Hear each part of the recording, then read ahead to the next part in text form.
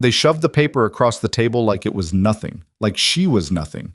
"Sign it," her uncle said, not even looking up from his glass. "Or we lose the house by Friday." Hazel Carter stared at the document in front of her. A marriage contract, already filled out in ink that hadn't dried. Her name. A stranger's name. A ranch somewhere in the Montana territory she'd never heard of. Her hands were trembling, but nobody in that room noticed or cared. Her aunt straightened a doily on the armchair. Her cousin picked at her fingernails. And her uncle poured himself another drink. 21 years old, and they were selling her like a piece of furniture they no longer had room for.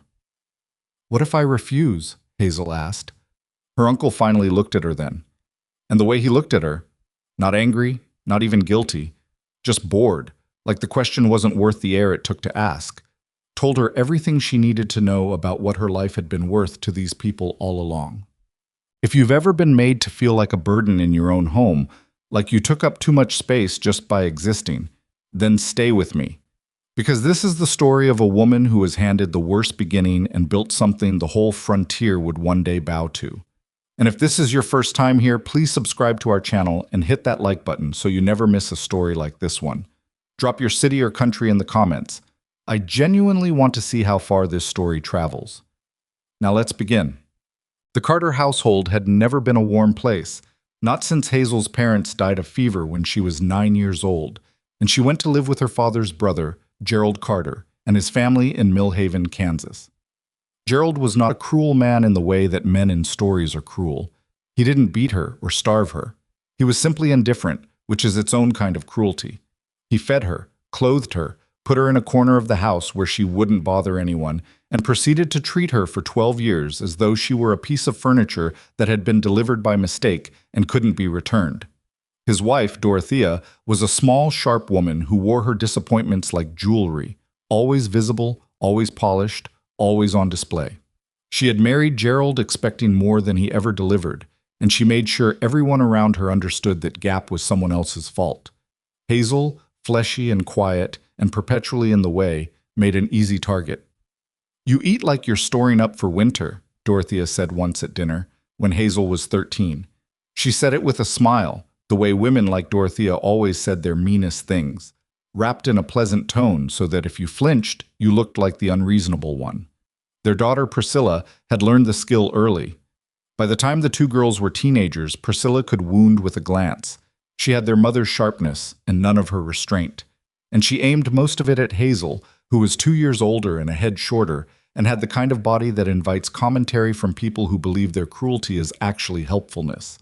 Hazel had learned, over those 12 years, not to argue back. Not because she didn't have the words. She had plenty of words. She'd read every book she could get her hands on, stayed up past midnight with a candle to finish novels her aunt called a waste of time for a girl like you. But because arguing back never changed anything, it only gave them more to work with. So she learned to go quiet. She learned to make herself small in the ways she could, since she couldn't seem to manage it physically.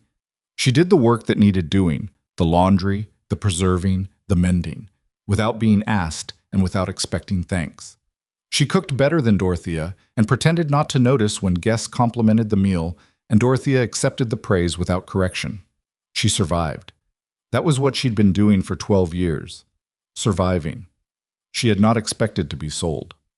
The debts had been building for 2 years, though Hazel only pieced together the full picture in fragments. An overheard conversation here, a letter left carelessly on the kitchen table there. Gerald had made a series of bad investments, the specifics of which he never discussed but whose consequences were becoming impossible to ignore. The house had a lien on it. There were men who came to the door and left with Gerald looking pale and chewing the inside of his cheek for the rest of the evening. Hazel knew what financial desperation smelled like. She'd grown up around the edges of it, watching her uncle's confidence slowly hollowed out by the gap between what he'd imagined his life would be and what it actually was. She hadn't imagined, though, that she would be the solution. The evening it happened, Gerald called her into the sitting room after dinner. Dorothea was already there, seated with her hands folded.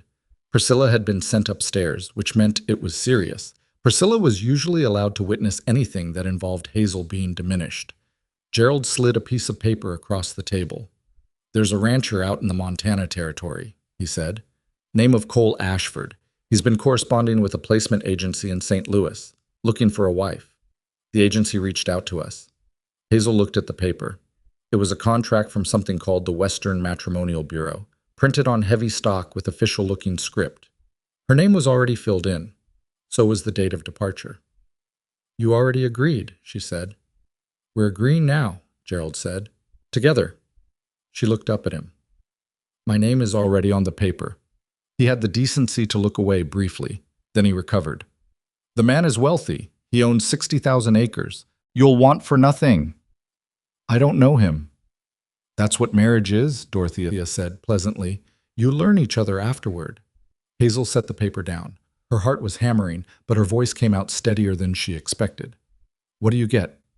The silence that followed was its own answer. Gerald cleared his throat. "The agency facilitates a settlement in cases like this. Given our current—" "You're being paid," Hazel said. "For me." "It isn't like that." "What is it like then?" Gerald's jaw tightened.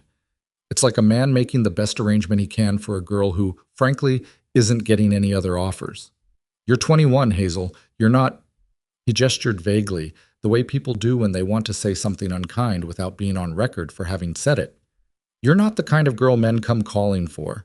This is a good match, a wealthy man, a real home. You should be grateful." There it was. She'd been waiting for it. She was always waiting for it, that word, grateful, wielded like a club against anyone who had the nerve to want something better than what they'd been handed. She looked down at the paper again. She thought about refusing. She turned it over in her mind, tested its weight, tried to find the shape of a life on the other side of that refusal. And what she saw was this house, for however many more years, until the debt swallowed it, and Gerald's shame turned to rage, and she had nowhere left to quietly disappear to. Priscilla's voice at breakfast. Dorothea's smile that meant the opposite of a smile. The shrinking, year by year, of everything she'd hoped for when she was 9 years old and still believed that some things turned out right. She picked up the pen. She signed. She had 3 days to pack, which wasn't much, but then she didn't have much. 2 dresses that fit. One that didn't anymore, but that she kept because it had belonged to her mother. A small wooden box with her parents' photographs and a dried flower from her mother's garden, kept for reasons she couldn't fully explain. A collection of novels. A winter coat that had belonged to Gerald's older sister and been passed along because no one else in the house could use it. Priscilla watched her pack from the doorway of the room they'd shared for 12 years. "I heard he requested someone younger," Priscilla said, "and prettier. The agency must have offered him a discount." Hazel folded a dress carefully and placed it in the trunk. She didn't respond. "I'm just saying, you should know what you're walking into. He probably just needs someone to cook and clean, a housekeeper he doesn't have to pay." "Then I'll be a very good housekeeper," Hazel said. Priscilla made a sound that wasn't quite a laugh. "You're not even going to argue." "Would it change anything?" The silence stretched. For just a moment, something shifted in Priscilla's face. Not guilt exactly, but something adjacent to it. Something that might have been guilt if she'd been a different kind of person, raised by different kinds of people. Then it was gone. "Good luck," she said, and left. Hazel closed the lid of the trunk. She sat on the edge of the bed for a moment, in the room she'd slept in for 12 years and never once thought of as hers. She pressed her hands flat against her thighs and breathed. Then she stood up and finished packing. The train west left Millhaven on a Tuesday morning. Gerald drove her to the station in the wagon and carried her trunk to the platform without being asked, which was perhaps the most considerate thing he'd done for her in a decade. He stood with her while they waited for the conductor to call for boarding, his hands in his pockets, not quite meeting her eyes. "It's a good situation," he said again. "You'll see." "I hope so," she said, because it was true and because it was easier than the other things she could have said. "He's not, from what the agency says, he's not a difficult man. Private. Keeps to himself. Lost his mother young." Gerald paused. "Had some hard years." She turned to look at him then, genuinely curious. "Why are you telling me that?" He frowned at something in the distance. "Just thought you'd want to know." The whistle blew. She picked up her traveling bag. "Hazel!" His voice stopped her. She turned. He was looking at her now, finally, and there was something in his face she hadn't seen there before, not Not quite apology, not quite affection, but something raw and uncomfortable that men like Gerald didn't often let themselves feel. You're a you're a capable girl. You always have been. She looked at him for a moment. Goodbye, Uncle Gerald, she said. She boarded the train. Hotel. The journey from Kansas to Montana Territory took 4 days, with 2 transfers and a stretch of track so rough it rattled her teeth. She had a second-class compartment she shared with a widow traveling to visit her son, and a traveling salesman who talked too much, and a young couple who spoke in whispers and looked at each other like the rest of the world had gone slightly blurry.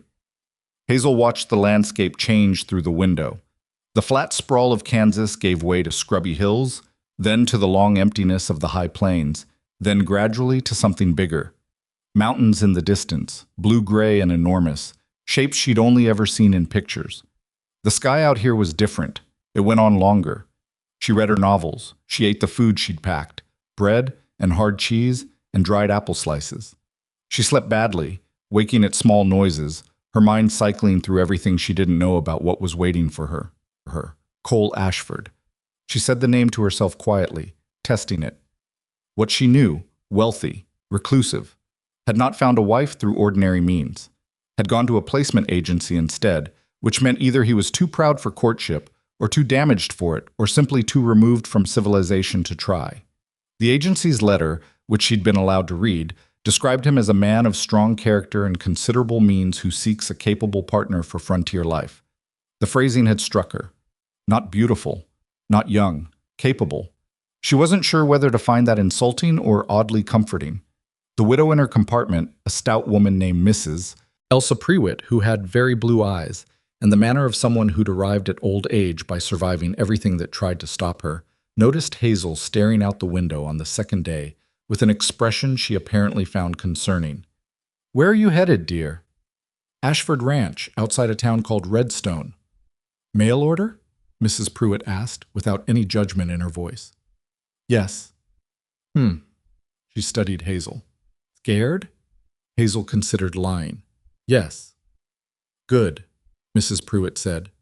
"The ones who aren't scared are the ones who end up in trouble. Fear means you're paying attention." She reached into her bag and produced a small tin of shortbread cookies, offered one to Hazel. "What are you most afraid of?"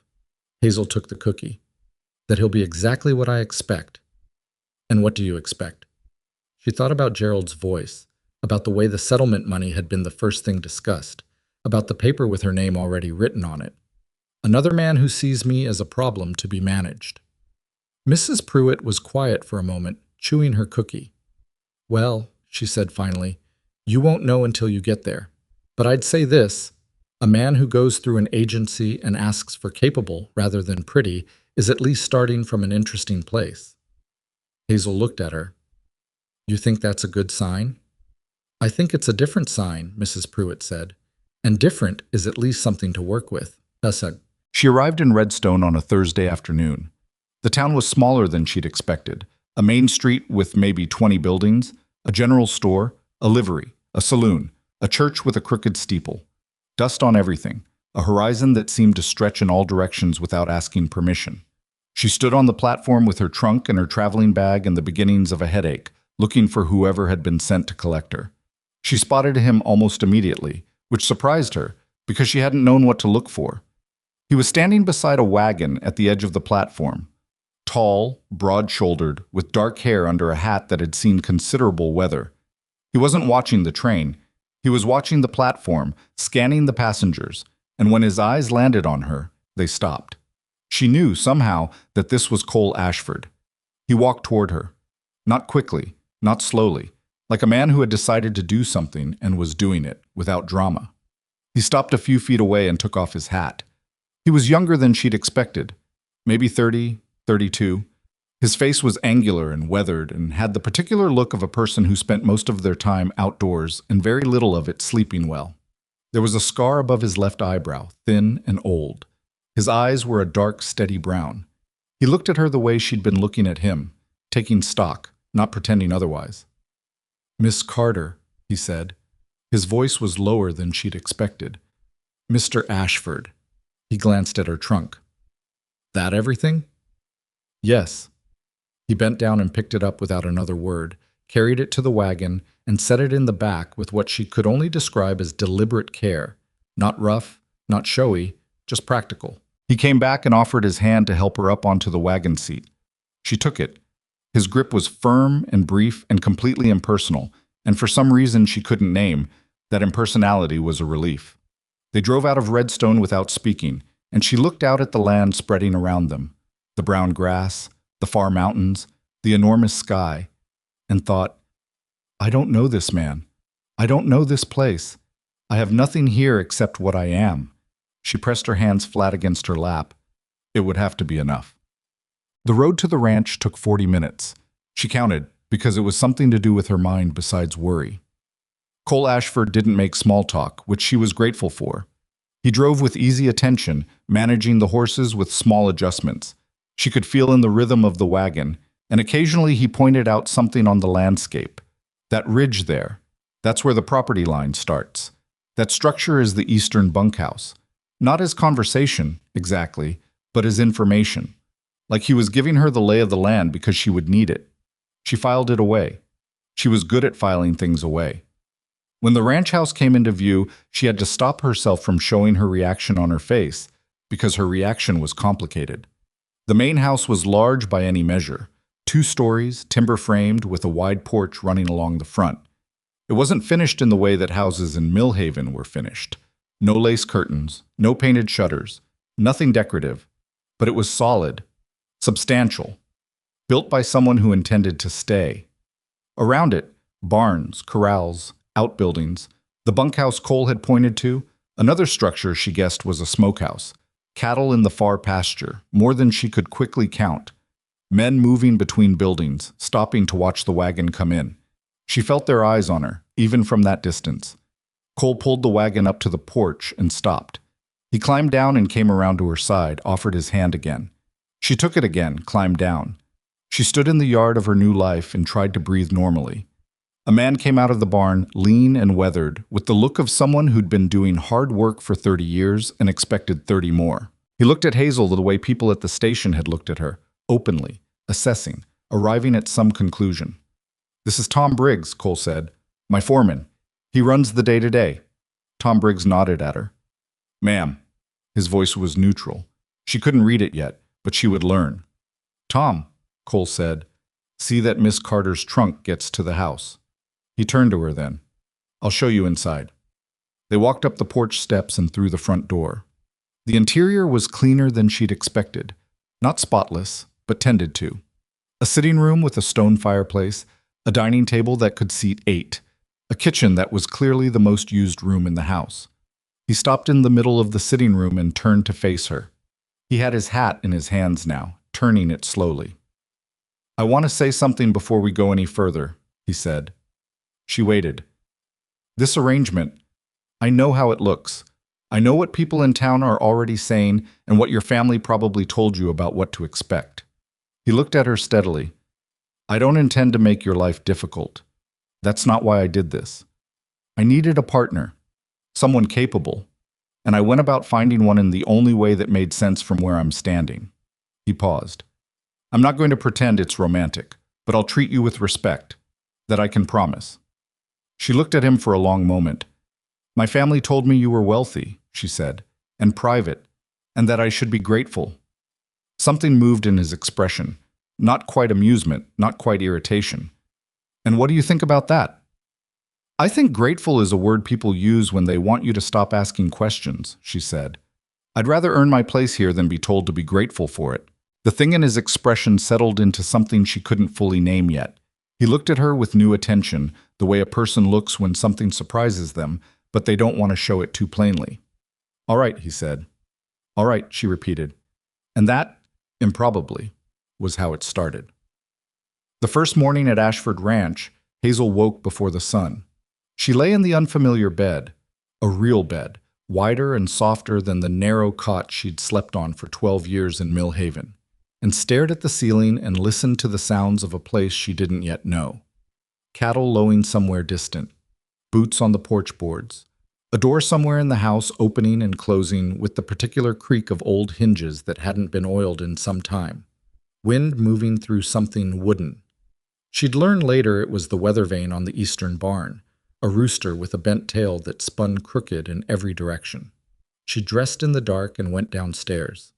The kitchen was cold. She found wood beside the stove and got the fire going without much trouble. She'd been lighting the Carter household stove since she was 11, and a stove was a stove. She found coffee, found water, found a pot that had been washed, but not very thoroughly, and she put coffee on and stood in the growing warmth while the ranch outside slowly came alive with light. Cole came down at 5:30.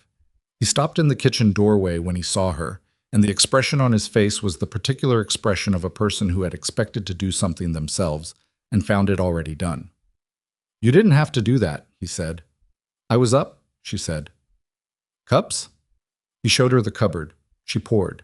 He sat down at the kitchen table with the careful movement of a large man trying not to take up too much space, which struck her as an odd quality in a man who owned 60,000 acres, and apparently everything on them. They drank coffee without talking. It wasn't uncomfortable exactly. It was the silence of two people who hadn't yet figured out what to say to each other, which was honest enough. Tom Briggs knocked on the back door at 6, and Cole went out to meet him.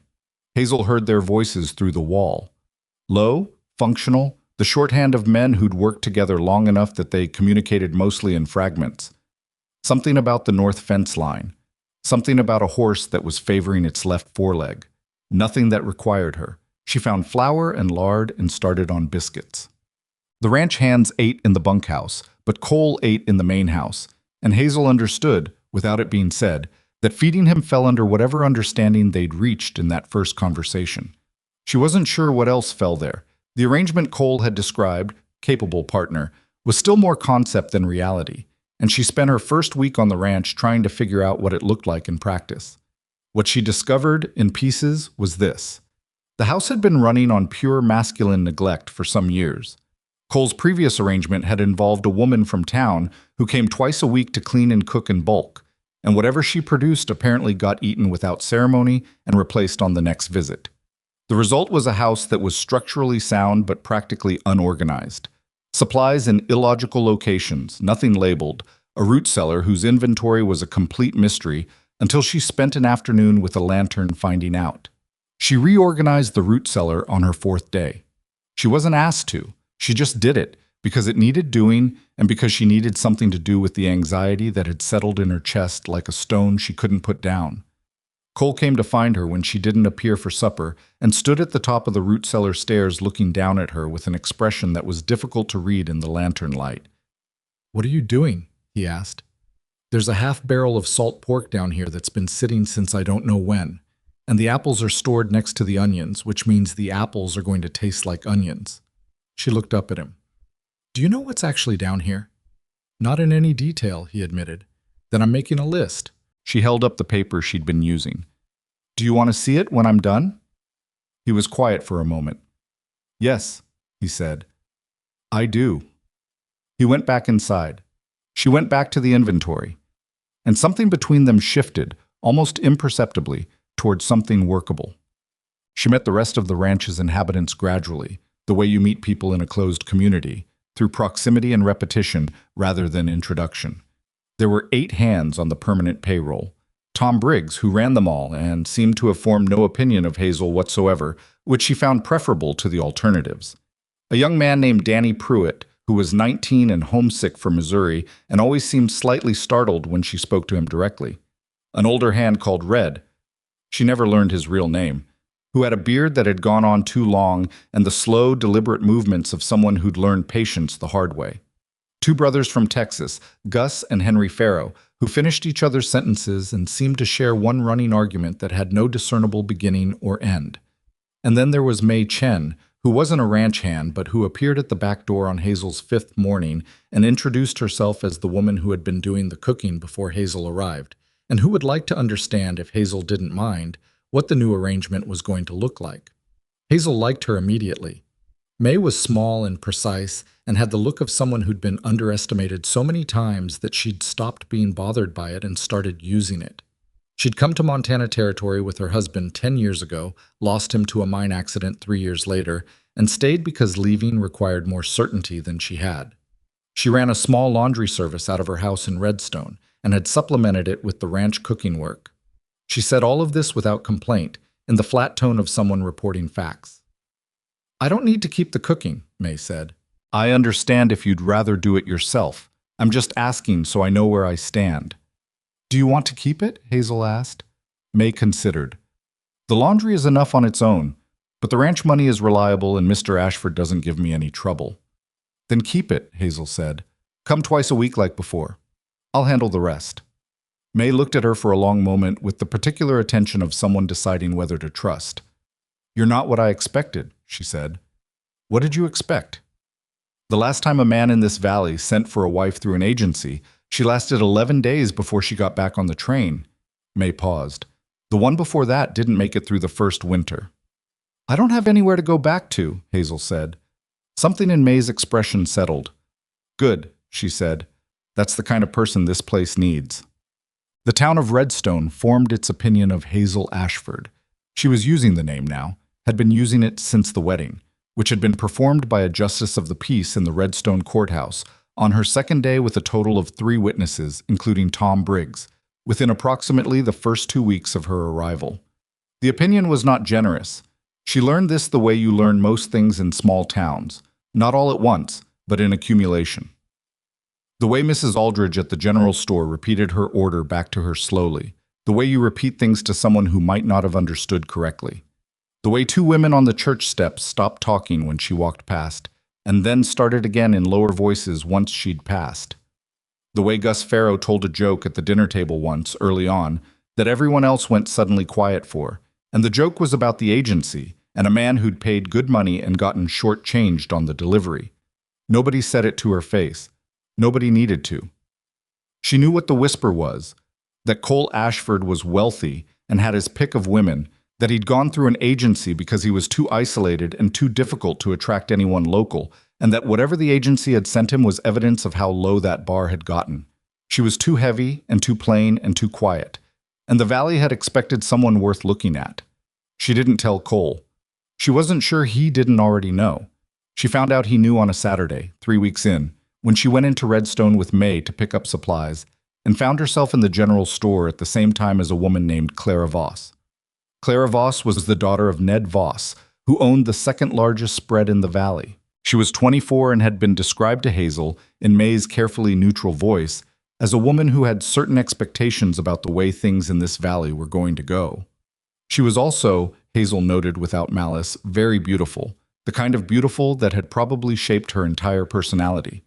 Clara Voss looked Hazel up and down in the general store with the unhurried thoroughness of someone who'd been taught that her attention was a gift. So, you're the new Mrs. Ashford, she said. I am, Hazel said. I'd heard. Clara picked up a bolt of fabric and looked at it without really seeing it. Cole and I grew up in this valley. Our families go back. We always thought... She let the sentence trail off with a smile that said the rest without saying it. Well, I'm sure you'll be very happy. Thank you, Hazel said. It's quite the adjustment, Clara continued, still with the smile, turning the fabric over in her hands. Coming from wherever you came from, Kansas, was it? To all of this. She gestured vaguely at the window, the valley beyond.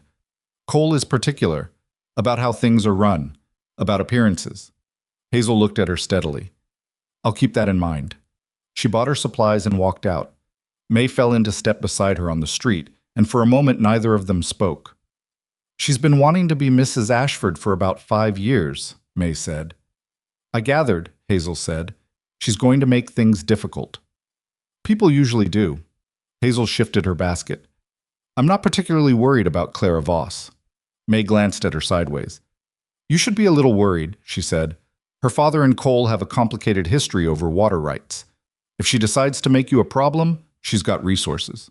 Hazel filed that away, as she filed most things. She didn't stop walking. Cole found out about the encounter with Clara Voss 3 days later. She hadn't told him. She hadn't decided yet whether it was worth telling. But in a valley this small, information moved like water, finding all the cracks. He came in from the north pasture in the late afternoon, still carrying the particular stillness he had when something had worked its way under his skin, and he was deciding what to do with it. He sat down at the kitchen table while she was putting supper together, and he said without preamble, I heard you ran into Clara Voss in town. I did, Hazel said. What did she say? Hazel turned from the stove. Nothing I couldn't handle. Cole's jaw tightened slightly.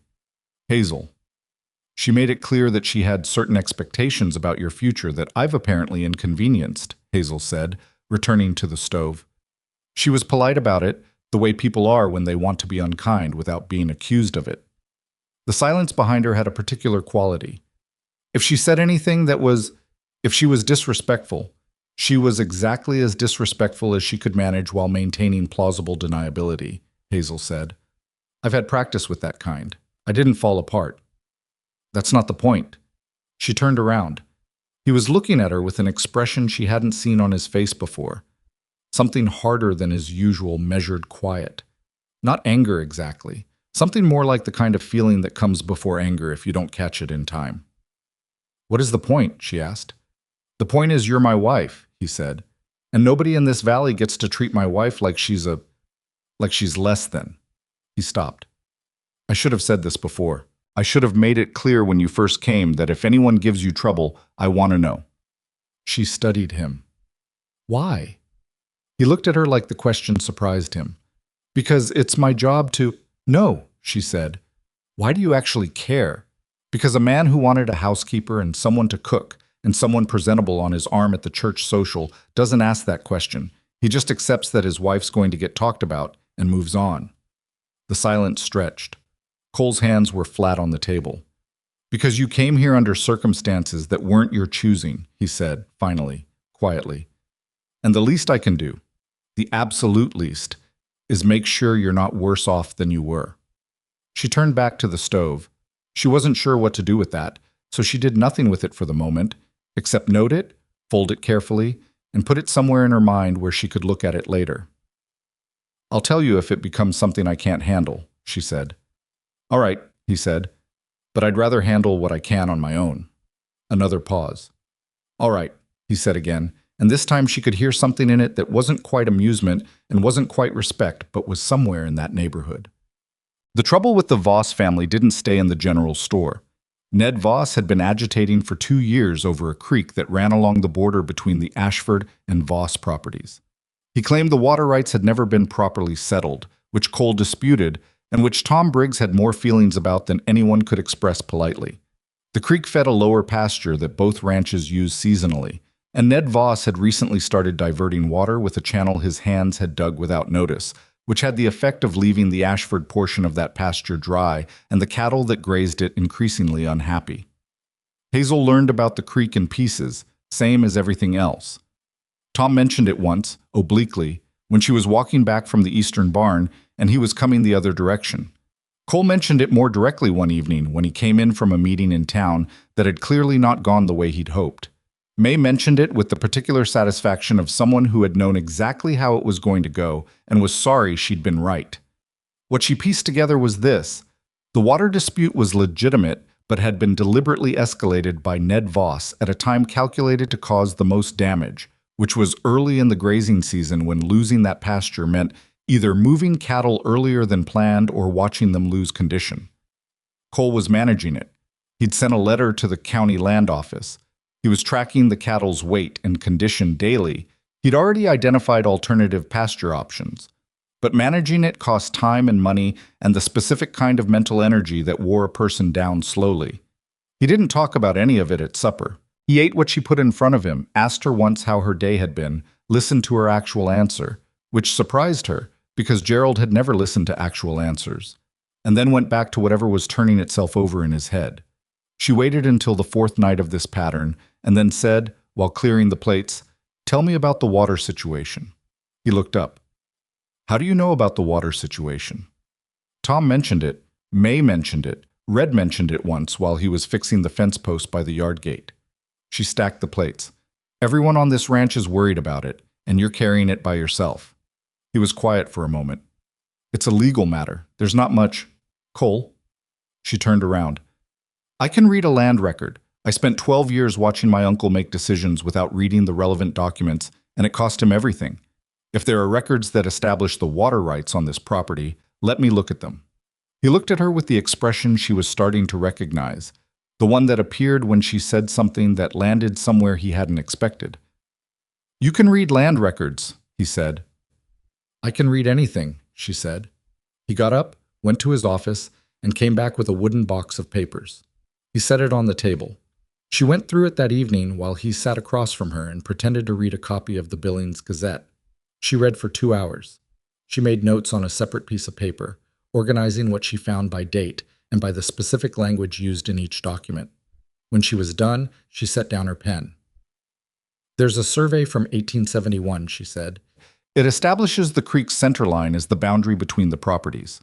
The water rights follow the boundary, which means both properties have rights to the water from their respective banks. What Voss built, the diversion channel, puts the centerline question back into play, but only if the original survey can be challenged. The question is whether it can be." Cole had set down the newspaper at some point during this summary. He was watching her. "The surveyor's name is on the 1871 document," she continued. "If he's still alive and the original survey markers are still in place, Voss doesn't have a leg to stand on. If the markers have been disturbed, they've been disturbed," Cole said flatly. "Voss's men moved 2 of them last fall. I saw it happen." "Did you document it?" He was still watching her. "No." "Did anyone else see it?" "Tom was there." "Then Tom needs to make a written statement, and you need to file it with the land office before Voss makes his own filing." She straightened the papers. "You're probably going to need a lawyer who knows territorial property law. But the 1871 survey is your foundation. Don't let anyone make you doubt that." The kitchen was quiet. Outside, the wind was doing something to the weather vane. Cole said, "Where did you learn to do that?" She looked up. "Do what?" "Think like that. Read documents like that." She shrugged. "Books. Watching my uncle lose money for not reading things carefully, wanting to understand things." A pause. "I had a lot of time and not much else." He looked at her for a long moment with an expression she couldn't fully read, something careful and private and not quite ready to be named. "I'll get Tom in tomorrow," he said. "Have him put a statement together." "Good," she said. She began stacking the papers back into the box in the order she'd found them. "I can write the summary for the land office filing if you want. It'll be clear if it's organized before it goes in." "All right," he said. "All right," she said. "Well, the thing about being somewhere new is that you measure your progress by what you stop noticing." In the first days, she'd noticed everything: the sounds, the smells, the unfamiliar weight of space and silence, the way the mountains in the north changed color at different hours of the day. Gradually, some things became background. The weather vane, the early creak of Cole's boots on the stairs, the particular voice Red used when the horses were being difficult. What she kept noticing, and couldn't stop noticing, was Cole himself. Not in the way she'd been told to notice a husband, not with the wary guardedness she'd carried onto that westbound train. Something more inconvenient than that. He was not what she'd expected, and the distance between what she'd expected and what he actually was kept requiring her to adjust her thinking. He was not warm. He had not been raised toward warmth. She could see that in the shape of him, in the careful way he held himself even in private, in the fact that he laughed rarely, and when he did it came out a little rusty, like something used infrequently. He was not easy. He had opinions and he held them firmly and he did not always explain them, and there were days when he came in from the range and ate supper with barely more than a nod, and she understood, without it being said, that he needed the silence and she gave it. But he was fair. That was the thing she kept coming back to. He was consistently, almost stubbornly fair. He paid his hands on time and didn't cheat their hours. When Red made a mistake with the cattle medication and 3 animals got sick, Cole was angry. She heard it through the wall, controlled but present. And then it was done, corrected, moved past without punishment or grudge holding. He fixed things that needed fixing. He didn't complain. He didn't ask for anything he hadn't paid for in work first. And he listened to her. That was still the thing she couldn't quite account for. He asked her questions and then he waited for the actual answers. Not the social answers, not the answers you give to fill a pause. The real ones. It was such a simple thing. She hadn't known how much she'd missed it. Danny Pruitt got hurt in the 4th week, thrown from a horse that spooked at a snake in the lower pasture. He landed badly and came back to the ranch on foot, holding his shoulder with a face the color of old wax. Hazel was the first one he encountered. She had him sit down in the kitchen. She asked him where it hurt and how it moved, and she had him try, carefully, to rotate the arm while she watched. It wasn't dislocated, she'd seen that before, knew what it looked like. But the joint was badly strained and there was swelling already beginning at the shoulder. She got ice from the ice house and wrapped it, improvised a sling from a piece of clean muslin, and made him drink water while she cleaned the scrapes on his palms. "You're going to be out of work for a week," she told him. "Maybe more if you don't rest it properly." Danny looked at his shoulder. He was 19 and trying very hard not to look like he wanted to cry. Mr. Ashford is going to be glad you're not worse off," Hazel said. "I'll talk to him." She did that evening. Cole listened, looked over the sling she'd made, pressed his mouth together in the way he did when he was assessing something. "You know about injuries," he said. "I know enough," she said. "I read a medical reference my aunt had. She kept it for illness, never for injuries, so she wouldn't have approved of the way I used it." "And the sling?" "Common sense," she said. He looked at her in that particular way again. She was starting to think of it as his recalibrating look, the look he got when she did something that made him update whatever picture he'd been carrying of who she was. "Thank you," he said. "He's just a boy," she said. "Someone should look after him." Chatan. The second major flare-up with the Voss family came 6 weeks in, at the Redstone Social. The town held a social on the first Saturday of each month, in the hall beside the livery. It was the primary event of the local calendar and attendance was near universal. Cole had mentioned it the week before with the manner of a man describing something he considered a necessary inconvenience. They went together. It was the first time she'd been anywhere public in Redstone as his wife, not just a woman who'd arrived on the train. She was aware of the attention from the moment they walked in. Not the hostile kind, exactly. More the kind that comes from collective curiosity finally getting what it's been waiting for. People looked, and then they looked at Cole, and then they went back to looking at her with the particular arithmetic of people trying to make something add up. Clara Voss was there with her father.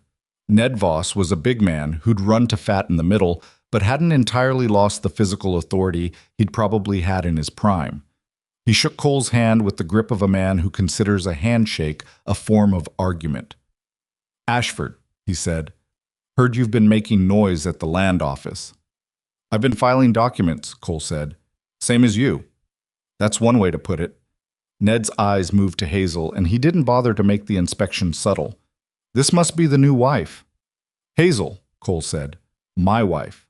Ned Voss nodded in a way that wasn't agreement. Clara was beside him, wearing a blue dress that was clearly intended for exactly this occasion, and she smiled at Hazel with the warmth of a woman who knows she's being watched. "Lovely to see you again, Mrs. Ashford," Clara said. "And you," Hazel said. They moved on. Cole said nothing until they'd crossed the room, and then he said low and even, "He's going to make a comment about the creek before the night's out. Don't let it rattle you." "It won't," she said. "I know," he said, and the matter-of-factness of it stopped her for a half step. Ned Voss made his comment about the creek at 8:30, loudly enough to be heard by the people immediately around them, positioned as a joke at Cole's expense. The room went briefly awkward with the tension of people who know a public confrontation is possible and aren't sure whether to hope for it or prevent it.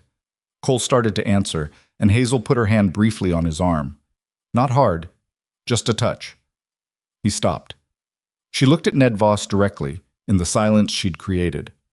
"I'm curious," she said pleasantly, the way she'd learned to be pleasant from 12 years of watching Dorothea do it. "Are the original survey markers for your northern boundary still in place? I've been looking at some of the older land records, and I noticed the 1871 survey mentioned markers on both sides of the creek. I'd hate for there to be any confusion about where the county record places things." The room was very quiet. Ned Voss looked at her with the particular expression of a man who has just realized that the piece he'd dismissed on the board is not, in fact, a pawn. "Survey markers are always where they're supposed to be," he said, after a beat too long. "Wonderful," Hazel said, with a smile that meant the opposite of a smile. "Then there shouldn't be any problem." She turned back to the group around them and said something about the weather, and the moment dissolved. On the walk home afterward, with the stars enormous overhead and the sound of the town fading behind them, Cole was quiet for longer than usual. Then he said, without looking at her, "You did that on purpose." "Did what?" she said. "Let him know you'd read the records, without telling him what you found. Just let him know you knew. She kept walking. He was trying to embarrass you in front of people you have to do business with. Seemed like information was a better answer than a fight. It was, he said. He paused. It was a good move. She didn't say anything, but something shifted incrementally in the space between them. A small rearrangement of the distance they'd been keeping, not enough to name yet, but real. Like the first change in the air before the season turns. She felt it and didn't look at him and kept walking. The weather vane was spinning again when they got home, the bent-tailed rooster pointing in 3 directions at once, and the cattle were quiet in the far pasture, and the mountains in the north were dark shapes against a sky full of stars. And this was, Hazel thought, not what she'd expected, not what she'd feared, not yet what she'd hoped for. But something real and her own, for the first time in longer than she could clearly remember. She went inside and put the kettle on, and she listened to the sounds of the ranch settling around her for the night, and she thought, I'm still here. I held my ground today. And whatever comes next, whoever comes for this life I'm starting to build, I'm going to be ready. The water rights case got settled in Cole's favor on a Wednesday in late October, and by Thursday morning the whole valley knew it. The county land office had ruled that the 1871 survey held legal precedence, that Tom Briggs's sworn statement documenting the movement of the boundary markers constituted evidence of bad faith interference, and that Ned Voss was required to dismantle the diversion channel within 30 days and restore the creek's natural flow at his own expense. The ruling came in a letter that Cole read standing at the kitchen table, still in his coat from the ride into town, and the only thing he said when he finished was a single quiet word that Hazel had never heard him use before. Then he folded the letter, set it on the table, and looked at her across the room. Your summary to the land office, he said. That's what did it. The clerk told me the filing was the clearest he'd processed in 3 years. Hazel was drying dishes. She set the cloth down. Tom's statement did it. You had the truth on your side. We had the truth on our side before. What we didn't have was someone who could organize it so that people who weren't already on our side could see it clearly. He looked at her steadily. That was you. She didn't argue with him. There was a version of herself, the one that had spent 12 years being told to be grateful and not take up too much space. That would have deflected the credit, would have made herself smaller, would have said, oh, it was nothing. I just helped a little. She caught that impulse and held it still. You're welcome, she said. Something moved at the corner of Cole's mouth. Not quite a smile, but in the neighborhood. He picked up the letter and went to his office, and Hazel went back to the dishes, and outside the sky was the hard bright blue of a Montana October with winter starting to show its intentions at the edges. She didn't know, standing there at the kitchen window, that they had less than 3 weeks before everything changed. The blizzard that the old-timers in Redstone would later call the worst early-season storm in 30 years didn't announce itself the way polite weather does. It sent no particular warning the morning of November 9th. The sky was overcast, but not dramatically so. The temperature had dropped overnight, but that was expected this time of year. The wind had picked up, but winds always picked up before a change. Cole left at first light with Gus and Henry Farrow to check the upper pasture fence line. The cattle had been restless the past 2 days. Animals know things before people do. And there'd been reports of a break in the northern section that needed repairing before the herd drifted. He told Hazel he'd be back by noon. By 10 o'clock, the sky had gone the color of a bruise. May was at the ranch that morning, doing laundry in the washroom off the kitchen, and she stepped outside at 10:30 to hang something and came back in with her eyes wide. That's not a normal storm, she said. Hazel was at the window. The wind had gone from picking up to something more purposeful. She could feel it pressing against the glass, testing it, and the temperature had dropped hard in the last hour. The mountains to the north had disappeared entirely behind a wall of gray-white that was moving toward the valley at a speed that didn't look like weather so much as it looked like something advancing. How far is the upper pasture? Hazel asked. 4 miles from here, maybe 5 to the northern fence. May was looking out the window with the expression of a woman who knew this country intimately enough to be genuinely afraid of it. If they're still up there, they'll see it coming, Hazel said. They'll head back. But she was already calculating. 4 miles in good weather was nothing on horseback. 4 miles in whatever that gray wall contained was something else entirely. Cole had left at first light. That was 5 hours ago, close to it. Even accounting for the ride out and the fence repair, they should have been back by now. Tom Briggs came to the back door at 11, his coat already rimed with the first hard pellets of snow that the wind was starting to throw sideways. "They're not back," he said. "I know," Hazel said. "I was going to ride out." "Not by yourself," she said. "Mrs. Ashford, what do you know about the upper pasture, the terrain between here and the north fence?" Tom looked at her with the expression he sometimes got, the one that was still deciding how much authority she actually carried. It had been getting rarer, that expression. But it was there now. "I know it well enough," he said carefully. "Then tell me," she said. "All of it. Every landmark, every shelter, every place a man would go if he needed to get out of the open fast." He told her. She listened with the kind of attention she'd always been capable of, and that people consistently underestimated. The attention that remembered everything, that built a map out of words, that held details like she'd been trained to because she'd had to teach herself everything she knew from books when there was no one willing to teach her directly. There was a line shack, Tom said, on the eastern side of the upper pasture. Old structure, hadn't been properly stocked in 2 seasons, but it had walls and a roof. If Cole and the Pharaohs were caught out, that's where Tom would head. "How far is the shack from the fence line?" she asked. "Half-mile, maybe, if you know where you're going." "And if you don't?" Tom didn't answer that. The snow hit the house properly at 11:30, and it hit like a wall. It wasn't the gradual thickening of an ordinary snowfall. It was sudden and total, the wind driving it horizontal, the visibility dropping in the space of 10 minutes from the distant tree line to the length of the porch. Red came in from the barn with ice in his beard and reported that the temperature was falling faster than anything he could remember. Hazel went upstairs and put on every layer she owned. She came back down and found May and Tom both in the kitchen, and Tom was doing the mental arithmetic she could see on his face, the kind where a man is trying to decide whether the risk of going out is greater or less than the risk of staying. "I'm going," she said. Tom turned around. "No, ma'am." "Tom, I'll go. You stay here where it's—" "You don't know this storm any better than I do," she said. "And I know where the shack is now. You told me. I can follow the east fence line from the pasture gate. I stay close to the fence. I don't lose my direction." She was already moving toward the door to get her coat. "Saddle the gray mare. She's the most sure-footed. And I need rope. Long rope, in case I have to go on foot." "Mrs. Ashford." Tom's voice was different now, not firm, but almost, she would have said frightened, except that Tom Briggs didn't easily frighten. "You go out in this and something happens to you." "Something is already happening to them," she said. "That's the point." She looked at him. He looked back. Outside, the wind made a sound against the house that was somewhere between a howl and a scream, a sound that the house absorbed badly, that came through the walls and into the room with them.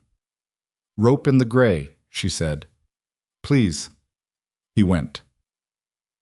She was not brave in the way that people who haven't been in real danger imagine bravery. She was not calm, she was not fearless. She did not feel the particular clarity she'd read about in adventure novels, where danger strips everything away and leaves only purpose. What she felt, stepping off the porch into the storm, was afraid. Properly, physically afraid, in a way that started in her stomach and moved outward. The cold hit her face like something solid. The wind pushed against her with a weight she hadn't expected, a physical force, and the snow. She'd known snow in Kansas, had thought she'd known it. The snow here was a different creature entirely, dense and driving and capable of taking away everything familiar in minutes.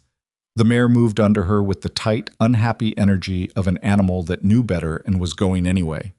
Hazel kept her close to the fence line at the edge of the property, one hand on the reins and one keeping track of the fence posts as she passed them, counting, keeping her bearings, refusing to let the white uniformity of the storm swallow her sense of where she was. She could not see more than 10 feet.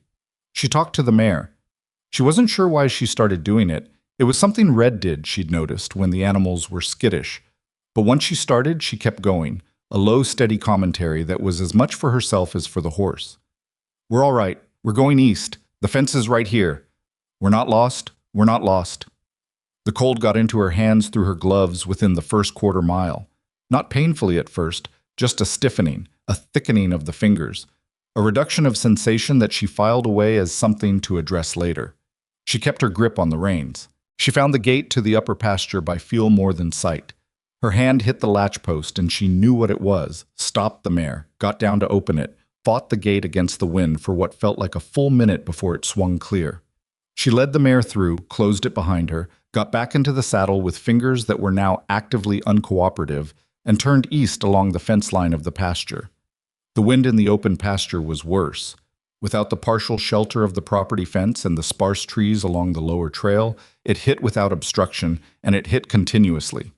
She bent over the mare's neck and kept going. She found them by sound. The gray mare heard it first. Her ears went forward, and she turned her head slightly right, and Hazel, who had been learning to read the horse's signals for 2 months, let her follow the instinct. They moved off the fence line at an angle, into the white blankness of the open pasture.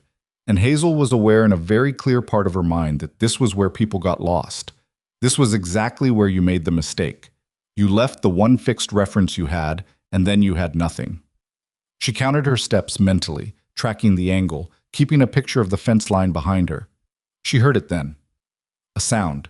Low, irregular, coming from the ground ahead. She got off the horse. She went forward on foot, the rope in one hand with the other end tied to the mare's saddle, and the snow was to her knees in the first drift she walked into, and she had to push through it with her body, and she kept following the sound, and then through the white and the wind she saw a shape. Cole was on the ground. I was partly upright, his back against a timber. She couldn't see the timber fully, but she could feel it under her hand when she reached him, something solid and horizontal. A fence rail or a fallen piece of structure. She couldn't tell in the conditions. One of his legs was trapped under it. He had his coat pulled around himself and his hat was gone, and he'd been there long enough that there was snow accumulated on his shoulders. He looked up at her and she saw him try to make sense of what he was seeing. "Hazel," he said. His voice was slow. That was the cold. She knew enough to know that slow thinking and slow speech were signs she needed to move fast. "I'm here," she said. "Where are Gus and Henry?" "Sent them ahead. When the timber—" He stopped, started again with visible effort. "Fence post, coming down. I was trying to clear it, and it caught my leg when it went." "Is the leg broken?" "Don't think so. Can't move it much." He looked at her with eyes that were working hard to focus. "How did you find me?" "Later," she said. She assessed the situation with what she had.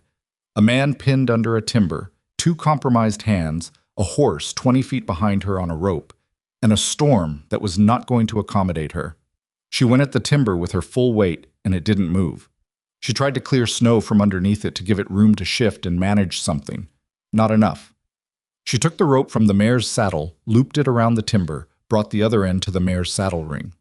"Move back," she told Cole. "My leg. Move it as far back as you can." She led the mare forward. The rope went taut. The mare strained against it. She was a strong horse, and sure-footed, and willing, and after a moment of nothing, there was a lurch and a creak, and the timber moved 6 inches along the ground, and Cole dragged himself backward through the snow, and his leg came clear. She was at his side before he finished moving. She got under his arm and took his weight, and he was heavy. She'd known he was a big man. She'd understood that fact in an ordinary way. But she understood it differently now with his arm over her shoulders and his weight listing against her, and she was not a small woman and she used everything she had. "The mare," she said. "Can you get up on her?" "If you can get me there." They went. It was not graceful. He stumbled twice and she caught him both times through sheer refusal to let him fall, and at some point she bit her lower lip hard enough to taste blood because she needed something to focus on besides the fear and the cold and the impossible blankness around them. She got him to the mare.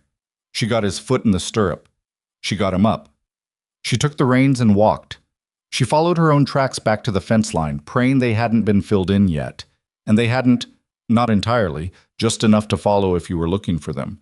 And she was looking with everything she had. She got him back to the pasture gate. She got the gate open again. She closed it again, because Tom had taught her that you always close the gate. She got them down the trail to the ranch yard, and through the storm she could see the light in the kitchen window, yellow and steady, and she kept walking toward it. Tom came out of the barn at a run. Well, Cole's leg was badly bruised but not broken. She confirmed this after they'd gotten him inside, and she'd examined it with the same methodical care she'd applied to Danny Pruitt's shoulder. There was swelling, and he'd have real difficulty with it for at least a week. But the bone was intact. His hands were frostbitten at the fingertips, not severely but enough to require careful treatment. He had a cut above his ear from the timber falling. She'd missed it in the storm, only saw it when she got him into the light, and his dark hair was matted with blood on one side. She cleaned the cut. She wrapped his hands. She argued with him for 10 minutes about whether he needed to stay in the bed she'd gotten him into, and she won, which she could tell he found both frustrating and faintly surprising. May sat in the kitchen with her hands around a mug of coffee, watching all of this with an expression Hazel couldn't read until later, when May put on her coat to leave and stopped in the kitchen doorway and said quietly, "You know, I've been in this valley 11 years.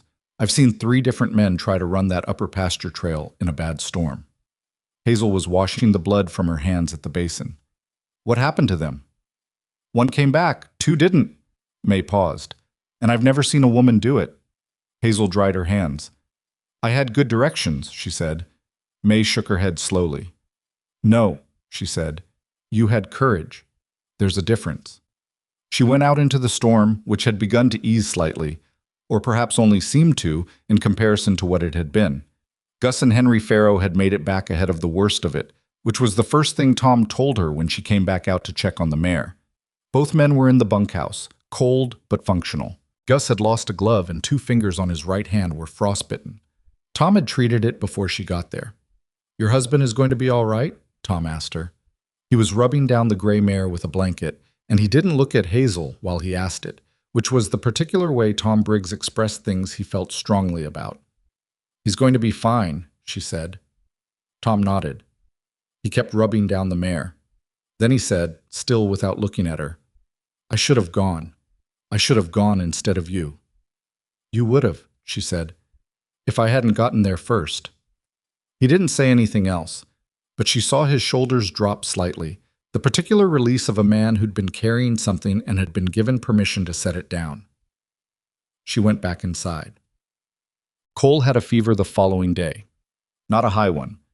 She'd worried about that, had checked every hour through the night, but enough to make him slow and difficult and bad-tempered in the specific way of men who are bad-tempered about being taken care of. He wanted to get up. She told him no. He told her the fence in the upper pasture still needed fixing. She told him the fence could wait, and he couldn't.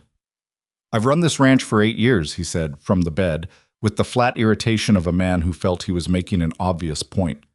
"And you'll run it for 8 more if you stay in that bed today," she said. "Hazel, Tom is handling it. Red is handling it. The fence will be there tomorrow, and so will the cattle, and so will every single thing you're worried about." She looked at him directly. "That is not going to fall apart without you for 1 day. I need you to trust that." The silence that followed had a particular texture. "I'm not good at this," he said. "Being still?" "Any of it. Being—" He stopped, looked at the ceiling. "My father was sick for 2 years before he died. He spent that whole time fighting it, refusing to accept. He couldn't accept not being in charge of things. I always thought that was going to kill him as much as the illness did." A pause. "I understand it better now." She sat down in the chair beside the bed. This was the most he'd said about his family, in the 2 months she'd been on the ranch, and she recognized it for what it was. The kind of thing that comes out when a person's defenses are down and they're too tired to maintain the usual walls. "Did it?" she asked. "Kill him faster?" "Maybe. I don't know." He turned his head to look at her. His eyes were fever bright and more open than she'd seen them. "My mother died when I was 6, childbed fever. My father never talked about it, not once in the 20 years after. Just closed the door on it and never opened it again." She didn't say anything. She waited. "I've always thought—" He stopped again, started differently. "I've always thought the way he did it was wrong, not talking about it, but I've never done it any different." "You're doing it differently right now," she said. He looked at her. She met his eyes and didn't look away. "Why did you come out there?" he asked. "Yesterday, into the storm. Tom was organizing," she said, "and it would have taken time, and I knew where to look." "That's not why," he said. "That's how." "Why?" She considered being practical about it, considered giving him the efficient answer, the one that kept things clear and clean between them.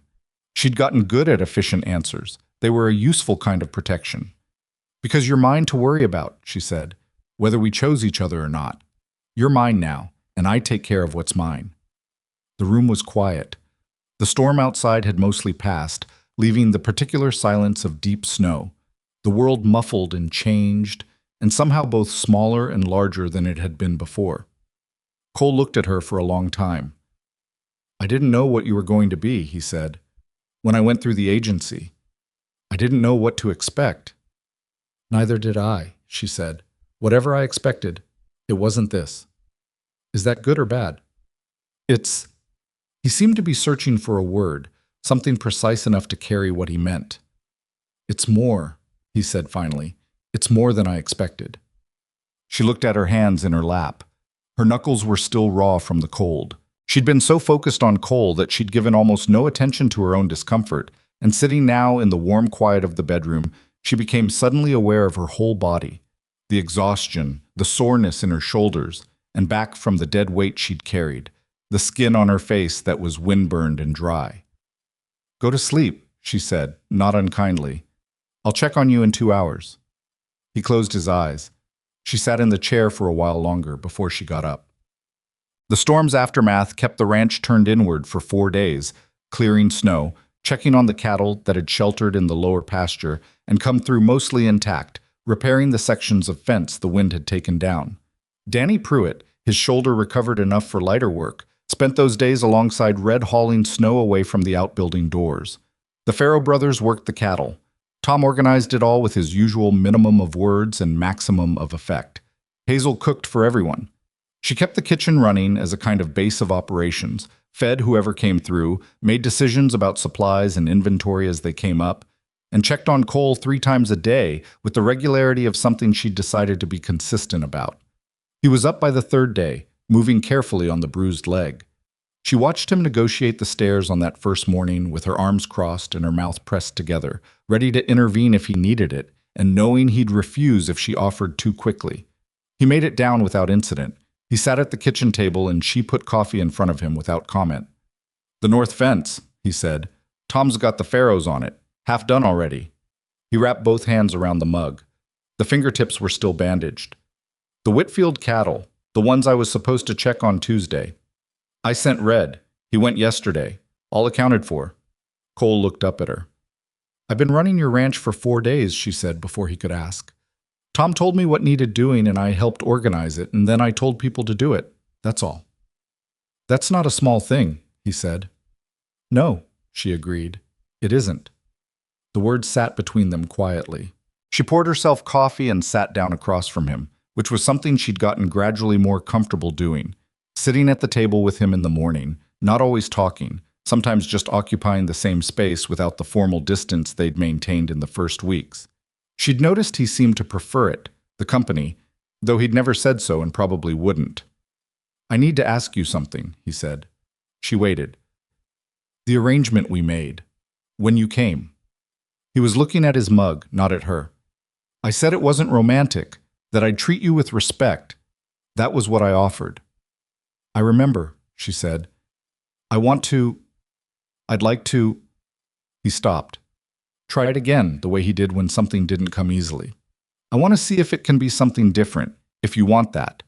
She looked at him. His jaw was set in the specific way it got when he'd said something that cost him something, and he was waiting to find out what it had cost. I'm not going anywhere, she said. I told you I had nowhere to go back to. That's still true, but it isn't why I'm staying. She held his gaze. I'm staying because this is the first place I've ever been where I've been allowed to be myself, entirely, without... She pressed her lips together for a moment. You've never once made me feel like I took up too much space. Something in his face shifted, raw and quick, and then steadied. That's a low bar, he said. It's the only bar I've ever had, she said. He nodded slowly. He looked back down at his mug. Then, I'd like to take you to dinner in town, properly, when the road clears. Not for supplies, not for the social, just dinner. I'd like that, she said. He nodded again, with the air of a man who has said the difficult thing and is relieved to have it done, and isn't sure what to do with his hands now. She drank her coffee. Outside, the snow on the mountains was brilliant in the morning sun, and the valley below it was white and quiet and changed, the way everything is changed after a storm that tests it.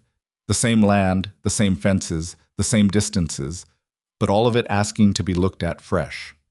The story that went through the valley about what happened in the blizzard did what stories do in small places. It traveled fast and changed in the traveling. By the time it reached Redstone in the days after the storm, it had already accumulated details that Hazel hadn't provided and couldn't account for. Tom had told Red had told the Farrow brothers, one of the Farrows had mentioned it in the saloon, and by the end of the week it had become something larger than the actual event, which was large enough, but not the version that was circulating. She heard it secondhand from May, who came on her regular Wednesday and sat down at the kitchen table with her coat still on and said, "They're saying you dragged Cole across half the upper pasture in whiteout conditions." "I helped him to the horse," Hazel said. "It wasn't half the pasture." "They're also saying you moved the timber by yourself." "I used the mare." May looked at her with the careful expression she sometimes got. "You know what they were saying about you before." "Yes," Hazel said. "They're not saying it anymore." She put down what she was doing. She looked at May. "I don't particularly care what they say," she said. "I didn't go out there for a reputation." "I know that," May said, "but reputations matter out here whether you're building them or not. And the one you've got now—" She paused, choosing her words the way she sometimes did with precision. "Clara Voss was in the general store yesterday. Aldridge told her the story. He'd heard it from someone who'd heard it from Tom. Clara listened to the whole thing without saying a word." "And?" "And she left without saying a word," May said. "For Clara Voss, that's practically a concession." Hazel thought about that for a moment. She thought about the woman in the general store in her beautiful dress, wielding her beauty and her family name like tools, making assessments with her eyes and her silences. She thought about Ned Voss and his handshake that was an argument. She thought about Cole, on the ground in the snow, looking up at her with eyes that were working hard to focus. "People can say whatever they need to say," she said finally. "What matters is what actually happened, and what actually happened is that my husband needed help, and I went." May looked at her for a moment longer. Then she nodded, once, with finality. "Right," she said, and got up to start the laundry. Hazel turned back to what she'd been doing. From Cole's office, she could hear the scratch of his pen. He was well enough to work again, in the careful, limited way she'd negotiated with him, 2 hours at the desk, and then rest. He was complying, more or less. She could tell when he pushed past the limit because his footsteps on the stairs changed quality, got heavier, and she would hear him sit down on the edge of the bed with the specific sound of a man surrendering to what his body was telling him. She'd told him once that she could tell. He'd looked at her with something between discomfort and something else. Being known, she thought. Being seen clearly. It was a thing she understood intimately, what it was to be seen, and she knew it was harder than it looked from the outside, to be under someone's steady attention and realize they saw accurately. She'd learned to be seen by Cole Ashford the same way she'd learned everything else in her life. Carefully, with full attention, filing away what was true and letting go of what she'd been told to expect. What she'd been told to expect from everyone who'd had an opinion about her future was less than this. Less than this kitchen, less than this valley, less than this hard-edged, difficult, unexpectedly decent man in the office down the hall who had looked up at her in a blizzard and said her name with the particular quality of someone who was genuinely relieved to not be alone. She was 30 miles from the nearest city and 1,000 miles from Kansas, and the winter was only beginning. She was not afraid. The dinner in town that Cole had promised her happened on a Saturday in late November, when the road had cleared enough and his leg had healed enough, and neither of them had manufactured an excuse to postpone it further. It was not a romantic evening in any storybook sense. The restaurant in Redstone was a modest establishment attached to the hotel, with mismatched chairs and a menu that changed based on what the cook had managed to acquire that week. The tablecloth had a burn mark at one corner from a previous candle mishap. Cole wore his good coat and looked uncomfortable in it, the way men who spend most of their time outdoors look when they've been asked to sit still and be presentable. Hazel wore the better of her two dresses, the blue one, which she'd let out slightly at the seams in October because she'd been working harder than she ever had in her life, and her body had begun to reflect that. Broader in the shoulder, stronger in the arm, less of the softness that had been her most commented upon feature back in Kansas. They ordered. They talked about the ranch, because the ranch was the primary language they shared, and then gradually they moved past it, into the things people talk about when they're testing whether there's more between them than shared purpose. He told her about growing up on this land, his father running it with the grim efficiency of a man who'd loved his wife and lost her, and channeled everything afterward into work. She told him about the books she'd read as a girl, hiding them under her mattress when Dorothea declared reading a waste of time, reading them by candlelight in the small hours until the candle burned down to nothing. "What did you want to be?" he asked. "Before?" She considered the question honestly. "I wanted to be someone people listened to," she said. I didn't imagine myself a doctor or a lawyer or anything like that. I just wanted to be in a room and say something and have it matter." He looked at her across the table. "It matters," he said. She looked back at him. "I know," she said. "That's new." On the walk back to the wagon, the cold was clean and hard, and the stars were the particular density they get in Montana in winter, more stars than sky. He offered his arm without making it ceremonial, just extended it, the way you extend something useful to someone who might need it, and she took it the same way, and they walked like that to the wagon, and he helped her up, and they drove home without talking much. But the silence had changed quality from the silences of their early weeks. It was comfortable now, inhabited, the silence of two people who had decided they didn't need to fill every moment with proof that they were getting along. She thought, on that drive home, that she was happy. It was an unfamiliar enough sensation that she examined it carefully, turned it over, checked it for cracks. It held. She discovered she was pregnant on a morning in early January, in the specific way that women on the frontier discovered such things. Not with a physician's confirmation, but with the accumulated evidence of her own body over several weeks, evidence she'd been noting and not yet naming. She sat with it alone for 3 days before she told Cole. Those 3 days were not entirely comfortable days. She was not afraid of the pregnancy itself, or rather, the fear she had was the ordinary kind, the practical kind, the kind that any woman in her right mind would have about bringing a child into the world in a place 30 miles from the nearest town and with a winter still fully in progress outside. She thought about what she knew and what she'd need to learn. She thought about May, who might know more about the practical side of things than anyone else she had access to. She thought about what it would mean for the ranch's spring work, which she'd already been planning in her head since November. What she didn't fully anticipate was Cole's reaction. She told him on a Thursday evening, after supper, when the dishes were done and the kitchen was warm and he was at the table with the ranch ledger he reviewed every week. She sat down across from him and waited for him to look up. She told him plainly. That was always her way. The change in his face was immediate and complicated. Joy first, clear and unguarded, the kind of expression he rarely let himself have.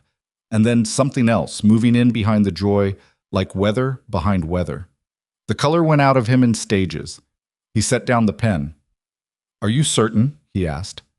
"As certain as I can be without a doctor," she said. "All the signs have been consistent for 5 weeks." He nodded. He looked down at the table. His hands, she noticed, were very still. "Cole," she said. "I'm all right," he said. She could see that he wasn't, and she'd known him long enough now to know the particular way he went inward when something hit him somewhere deep, the stillness, the deliberate flatness of his voice, the way he was looking at a fixed point rather than at her.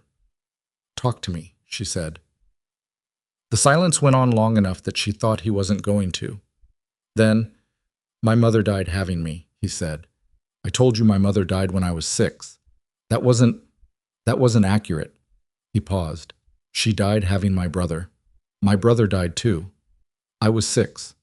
My father, that was when my father closed the door and never opened it again." He looked up at her finally. I've thought about this. I've thought about it more than you know. The possibility of what it means if nothing is going to happen to me," she said. "You don't know that. I know that I'm strong and healthy, and I'm not going to waste the next 9 months being afraid of something that might not happen." She held his gaze steadily. "And I know that fear doesn't prevent anything. It just makes everything harder.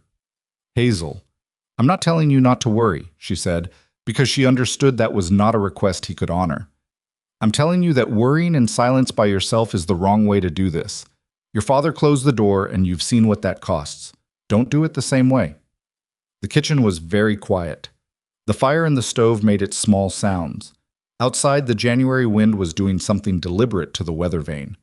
Cole pressed both hands flat on the table, a gesture she recognized. It was the gesture he made when he was deciding something. "What do we need?" he said. The shift was small, but she felt it. From the fear turned inward to the practical question turned outward. It was not a complete resolution. She knew that. The fear was still there. It would continue to be there. But he was choosing to ask the question instead of sitting inside the fear alone, and that was everything she'd asked for. "A midwife," she said. "A good one. I want to find out who the most experienced woman in the territory is, not just the closest." She'd already been thinking about this. "And I want to start building a supply list. What we'll need to have on hand here at the ranch, in case the baby comes at a time when travel isn't possible." She paused. "And I want you to stop looking at me like I'm already gone." He flinched. It was small, but it was there. "I don't mean that unkindly," she said, and her voice softened slightly. "But I've seen what it looks like when you go into that place in your head. And I need you here. With me. Not in whatever happened when you were 6 years old." He looked at her for a long moment. "All right," he said. It came out rougher than usual. "All right," she said. She reached across the table and covered his hand with hers. It wasn't a dramatic gesture. She wasn't dramatic by nature. But she held it there, and after a moment he turned his hand over and held hers back, and they stayed like that for a while in the warm kitchen, while the wind moved outside and the fire burned down, and neither of them said anything else that needed saying. May knew of a midwife named Agnes Holt, who lived and practiced in Clearwater, which was 40 miles north of Redstone, and which had a larger population and a better-stocked general store, and the only proper doctor within 100 miles. Agnes Holt had been delivering babies in the territory for 22 years and had a reputation. May conveyed this with the emphasis of someone reporting something important, for not losing mothers. "Has she lost any?" Hazel asked. "2," May said. "In 22 years. Both were cases nobody could have managed better." She paused. "I know someone who can get you an introduction." The introduction happened by letter, which Hazel wrote with care. She explained her circumstances, her location, the anticipated timing. She calculated late September, possibly early October. And she asked directly what Agnes Holt's terms were, what preparation she recommended, and whether she would be willing to come to a ranch 40 miles distant when the time arrived. The response came 3 weeks later and was written in a hand that was spare and precise and suggested a woman who did not waste words. Agnes Holt would come. Her terms were specific, and her recommended preparation list was the most detailed thing Hazel had read outside of a medical reference, and she read it 3 times and then made her own annotated copy with additional questions in the margins to ask at the first meeting. She wrote back immediately. Cole read the exchange without comment, but she caught him reading Agnes Holt's letter a second time on his own, at the kitchen table after she'd gone upstairs, and she noted that afterward he slept better. The pregnancy changed the rhythm of the ranch in ways that Hazel had anticipated, and some ways she hadn't. She hadn't anticipated, for instance, how the hands would respond. Not with the awkwardness she'd half expected, but with a kind of collective unspoken rearrangement, the way a working group shifts its weight when one member is carrying something extra. Danny Pruitt, who was now 19 and a half and considerably less homesick than he'd been in October, started making sure the kitchen wood box was always full without being asked. Red appeared in the yard one morning to fix the porch step she'd mentioned being loose, fixed it without mentioning it, and left. The Farrow brothers stopped telling certain kinds of jokes in her general vicinity, which she'd been managing fine without, but was aware they felt was a consideration owed. Tom Briggs said nothing directly about any of it. What he did was reorganize the spring work schedule in a way that meant the heaviest outdoor tasks would be completed before July, when Hazel's involvement would become limited by practical necessity, and he showed her the revised schedule with the flat manner of someone presenting a logistical document, which she accepted with the same manner, and they understood each other. Cole was more complicated. He was good at the practical measures. The supply list was handled with the same systematic thoroughness he brought to the ranch's other logistics, and by February they had everything Agnes Holt had specified, plus additional items that Hazel had sourced from a medical supply catalog she'd ordered through the Redstone General Store. He was present. I was attentive in ways that were new and slightly uneven, the way a person is attentive when they're working very hard at something that doesn't come naturally. What he was not good at was the fear, which hadn't gone away. She knew because she knew him, knew the quality of the silence that contained it, knew what he looked like when his mind was in a particular place, knew the specific distance in his eyes when he looked at her sometimes, and she could see that he was calculating something, running some terrible arithmetic. She confronted it directly, because that was the only way she knew how. "You're doing it again," she said, on a February evening when they were sitting by the fire in the sitting room, and she'd caught that look twice in the space of an hour. "I know," he said. "Do you want to talk about it? Or do you want me to give you another hour and then ask again?" The corner of his mouth moved despite itself. "When did you start doing that?" "Doing what?" "Offering me the option to need more time." "About a month ago," she said. "I noticed you sometimes need a running start." He was quiet for a moment. Then, "I've been thinking about the doctor in Clearwater, whether I should arrange for you to go there, closer to the time, stay in town." "No," she said. "Hazel, I'm not going to spend the last 2 months of my pregnancy in a hotel room in a town I don't know, away from May and away from this house, because you need me somewhere you can imagine having a doctor nearby." She said it without heat. "Agnes Holt is coming here. We have everything she specified, and I will be fine here." "You can't know that for certain." "Cole." She looked at him directly. "I know you understand the difference between risk and certainty. You run a cattle ranch in Montana Territory. You understand that you manage risk. You don't eliminate it, because you can't. You prepare. You make the best decisions you can with what you know, and then you go forward." She let that sit for a moment. "I've prepared. We've prepared. Now I need you to go forward with me." His jaw was tight. "It's not the same thing."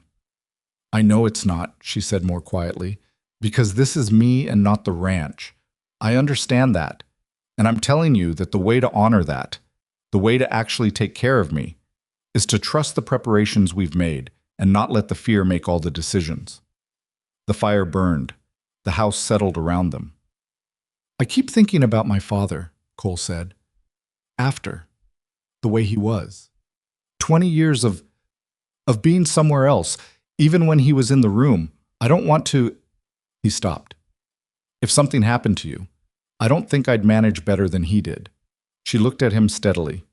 "Then make sure you're here with me now," she said. "Not with what might happen. Now. This room. This evening." He looked at her. Something in his face shifted.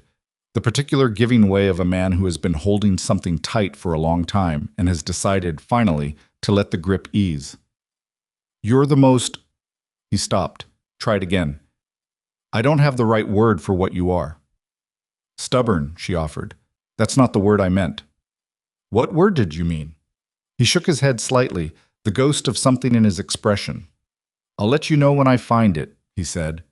She turned back to the book in her lap. He looked at the fire. The distance between the two chairs was 18 inches, and it was the most comfortable 18 inches she'd known in her life.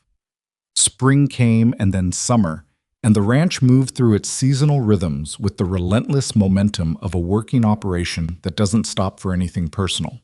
Calving season in March was its own contained chaos, long days and longer nights. Hazel keeping records and managing the kitchen that had become an unofficial base of operations, feeding whoever stumbled in from the pasture at whatever hour. Cole was everywhere at once during calving, the way he always was, running on something beyond ordinary endurance, and Hazel watched him with the knowledge of someone who knew now what it cost him and what it was worth. She went out to help twice during particularly difficult nights, despite his initial objection, because the objection was about his fear and not about any actual limitation on her part. She could read a ledger, she could track the calving records, she could spell the men who'd been awake 20 hours and needed 2 hours of sleep.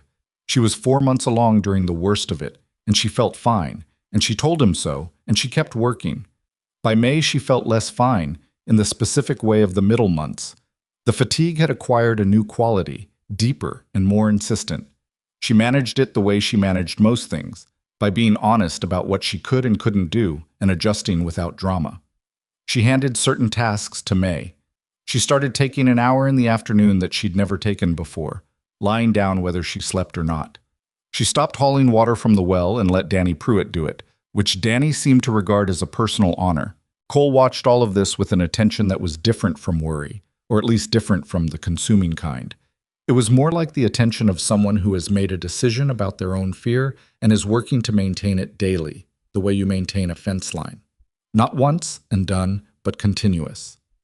She recognized the effort because it was the same kind of effort she recognized in herself when she'd had to make herself small around Dorothea, the constant maintenance of a chosen posture. Except that what Cole was maintaining was the opposite of smallness. He was maintaining openness. It was harder.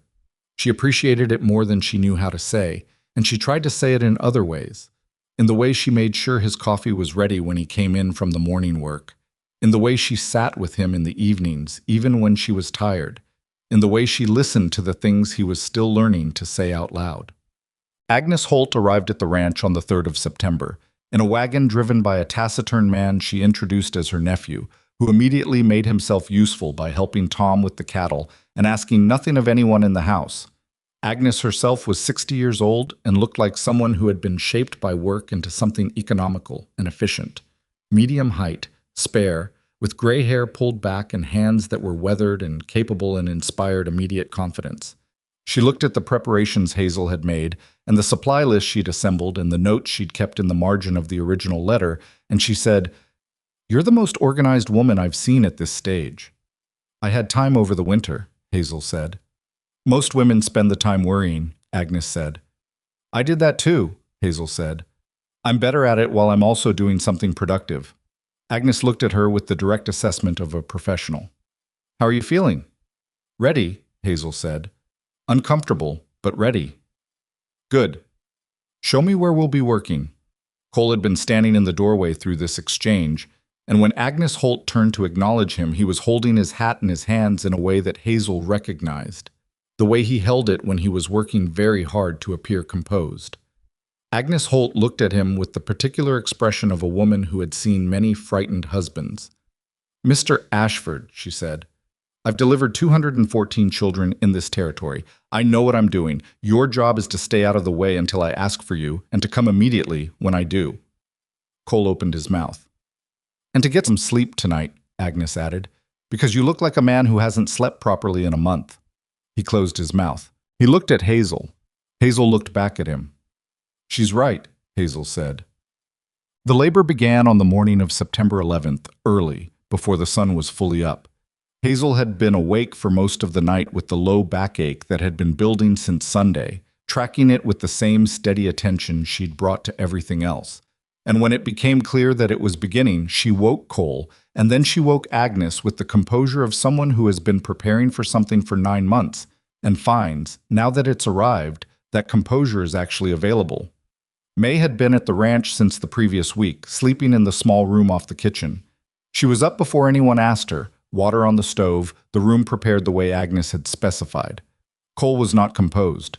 She saw that clearly when she woke him, saw the way he went from sleep to full alertness without transition, the way his face changed when he understood what she was telling him. He got up. He did everything she asked of him. He was steady in all the practical ways, and she could see what that steadiness was costing him. "Go outside," she told him, at a certain point in the morning when the labor had intensified and Agnes had things well in hand. "I'm not—" "Cole, go outside. Walk. Come back when May calls you." She reached for his hand briefly. "I'm all right. I'm going to be all right. Go." He went. She heard his footsteps on the stairs, across the sitting room, out the front door. She heard distantly the sound of him on the porch, then the yard. She could imagine him, pacing, the hat in his hands, looking at nothing. She held that image of him in her mind, and it helped, in the specific way that the right person helps you, even when they aren't in the room. The labor was long. That was the truth of it, the unadorned fact. It was long, and it was harder than she'd expected, and there were hours in the middle of it when the pain was the only thing in the world, and she breathed through it, and focused, and did what Agnes told her, and thought about nothing except the next 10 seconds, and then the next. Agnes was exactly what her reputation had promised. Calm, precise, giving instructions without drama, noticing everything, asking for May when she needed something and getting it. watching Hazel with the steady attention of someone who has seen the difference between normal difficulty and actual crisis and knows which one this is. It was not a crisis. It was only hard. At 20 minutes past 3 in the afternoon, Hazel's daughter was born. She was small and furious and vocal about it. She had Cole's dark hair. She had Hazel's particular set of the jaw. May said so, laughing, wiping her eyes in the corner of the room. Agnes put her in Hazel's arms, and Hazel looked at her, and the world was both enormous and very small all at once. The room and the light through the window and this entirely new person, this astonishing fact of her existence. "May," Agnes said, "go get her husband." Cole came through the bedroom door with the particular care of a man who is very afraid of what he's going to find and has decided to go through the door anyway. He stopped when he saw Hazel. She watched his face, the sequence of it, the relief moving through him like something physical, and then his eyes dropped to the bundle in her arms, and the relief changed into something she didn't have a word for, something larger than relief, something that didn't entirely fit on a human face. He came to the side of the bed. "Sit down," she said, "before you fall down." He sat on the edge of the bed. He looked at the baby with an expression of complete unguardedness that she had never seen on him before. He was wholly open, entirely without the usual careful architecture of his composure. And she thought, there you are. This is who you are under all of it. This is the man who was in there. "A girl," she said. "I see that." His voice was rough in a way that had nothing to do with the hour or his health.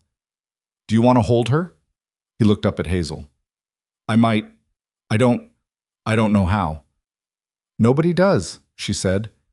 "The first time." She shifted the baby toward him, and he put out his arms with the instinctive caution of a man who spends his life lifting heavy things and is suddenly handling something entirely opposite, fragile and unimaginably precious.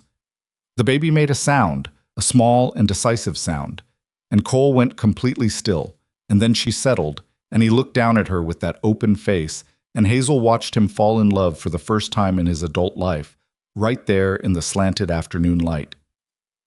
"What do you want to call her?" he asked, not looking up. They'd talked about names. They'd had the conversation with the care of two people who understood that names matter. They had a list that had been revised several times. "Ruth," Hazel said. "I think she's a Ruth." Cole nodded slowly, looking at the baby. "Ruth Ashford," he said quietly, like he was testing the sound of it. Ruth Ashford opened her eyes briefly, dark and unfocused, looking at nothing and everything, and then closed them again with the supreme indifference of someone who had just arrived after a long journey and needed rest. Cole looked up at Hazel. He looked at her for a long time.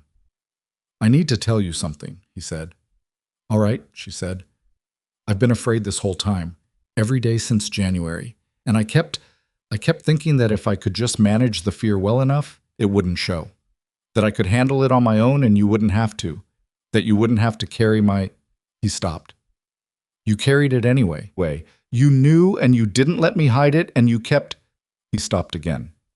The hand holding Ruth was very steady.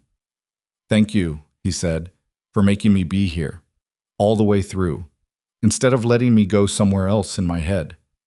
She looked at him, this difficult, private, unexpectedly good man sitting on the edge of her bed holding their daughter with the hands of someone who'd been working cattle all his life and was now handling something he hadn't known he could want this much. "You were here," she said. "That's what matters." She was tired in a way that went all the way to the bone.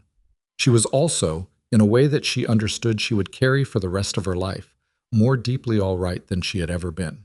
Agnes Holt knocked and came through the door and surveyed the scene with the brisk efficiency of a woman who had seen this particular sequence of events 214 times. "She's healthy," Agnes said, addressing Cole. "Your wife did excellently. She'll need rest and good food and no excitement for a week." She looked at Hazel. 2 weeks, if she's honest about it." "She won't be," Cole said. Hazel didn't argue, because he wasn't wrong, and May, from the doorway, laughed. Outside, the September afternoon was long and golden, the kind that Montana offers in the space between summer and the first cold, generous with light, the mountains showing their colors, the cattle making their sounds in the far pasture. Danny Pruitt was somewhere in the yard. She could hear him singing something, badly, to no one in particular. The weather vane on the eastern barn was spinning in the light wind, the bent-tailed rooster still pointing in three directions at once. Everything was the same and everything was different, the way it always is after something that changes the actual shape of your life. Hazel closed her eyes. She heard Cole settle into the chair beside the bed, the slight creak of it under his weight, and she heard Ruth breathe the small and steady breath of a person entirely new to the world. She slept. Ruth Ashford learned to walk on a Tuesday in April, 14 months after she was born, and she did it the way she did most things, with absolute confidence and no warning whatsoever. She'd been holding the edge of the kitchen bench, moving hand over hand in the cautious sideways shuffle she'd mastered over the past 2 months. And then she simply let go.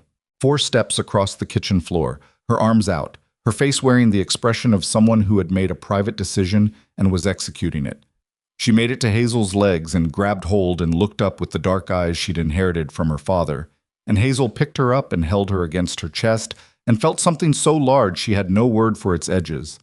Cole was outside. She carried Ruth to the back door and called him, and he came across the yard with the particular stride of a man who has learned that a certain tone of voice from his wife means, "Stop what you're doing and come now." She put Ruth down on the kitchen floor, pointed at Cole, and stepped back. Ruth regarded her father with calculation. Then she walked to him, 5 steps this time, a personal record, and grabbed his coat lapel like she was making a claim. Cole crouched down to her level. He was not a man who used many words with adults. With Ruth, he was different, had been different from the beginning, talking to her in the low, unhurried voice he usually reserved for nervous horses, explaining things she couldn't understand yet with the patience of someone who believed she was already taking it in. Now he just looked at her with the expression Hazel had come to think of as his true face, the one that had no careful architecture over it, no managed distance. "Did you see that?" he said, without looking up. "I saw it," Hazel said. He looked up at her then, and they held that moment between them, a small thing and an enormous thing simultaneously, the way parents hold such moments, knowing they are happening once and will never happen again in exactly this way. Then Ruth grabbed his nose with both hands, and the moment became something else entirely, and Hazel laughed so hard she had to sit down. 5 years passed in the way that full years pass, not quickly, exactly, but with a compression that she only understood looking back. She could remember individual days with clarity, the afternoon in the second year when they lost 40 head of cattle to a sudden illness that moved through the herd in 72 hours and left Cole standing at the fence line at dusk with his hands in his pockets and nothing adequate to say. The January morning in the 3rd year when the pipe feeding the main barn froze and burst, and she and Tom and Danny spent 6 hours in brutal cold making repairs, while Cole ran the cattle management from the main house, because his leg, the one he'd trapped under the timber in the blizzard, had developed a winter stiffness that would trouble him permanently now. The spring afternoon in the 4th year when she sat at the kitchen table with the ranch's financial ledgers and realized, adding the numbers twice to be certain, that Ashford Ranch had cleared more profit in the previous 12 months than in any year Cole's father had run it. She'd shown him the numbers that evening. He'd looked at them for a long time. "That's because of the Hendricks contract," he said. "The Hendricks contract is because I wrote a proposal and sent it," she said, "before you'd decided whether to try for it." He looked up at her. "I saw the advertisement in the Billings paper in January," she said. "I had the numbers ready by February. I sent the proposal in March." She paused. "You were busy with the South Pasture fence issue, and I didn't want to add to it. If you think I overstepped—" "I don't," he said. Immediately, no hesitation. He looked back at the ledger. "I should have seen that advertisement myself. You were managing 40 other things. So were you." She didn't argue with that because it was true, and because she'd stopped arguing against the acknowledgement of her own capabilities about 2 years into their marriage, when she'd understood that it wasn't a habit that served anyone. "The point is, the ranch is doing well," she said. "Better than well. And I have some ideas about next year." He set down the ledger and looked at her with the particular attention that still, after 5 years, made her feel seen in the way she'd wanted to be seen since she was a girl, hiding books under her mattress. "Tell me," he said. She told him. The ideas she'd had about next year unfolded over the following 18 months into something larger than she'd initially planned, because that was the nature of ideas when you had the resources and the partnership to actually execute them. She'd identified a market for quality breeding stock that the valley wasn't serving. Ranches to the south were buying cattle driven up from Texas when they could be buying locally raised animals with better conditioning and stronger lineage. She built the case on paper first, methodically, the way she'd built the case for the water rights filing 4 years earlier. Then she brought it to Cole and Tom and laid it out. Tom had looked at the proposal with the expression she'd learned to read as his version of impressed, which looked almost identical to his version of skeptical, but had a slightly different quality around the eyes. "That's a capital investment," he said. "I know the number," she said. "It's on the third page." He found the third page. He looked at the number. He looked at Cole. Cole looked at Hazel. "Can we do it over 2 years instead of 1? "Yes," she said. "I built a 2-year option. 4th page." Tom made a sound that might have been a laugh. They did it over 2 years.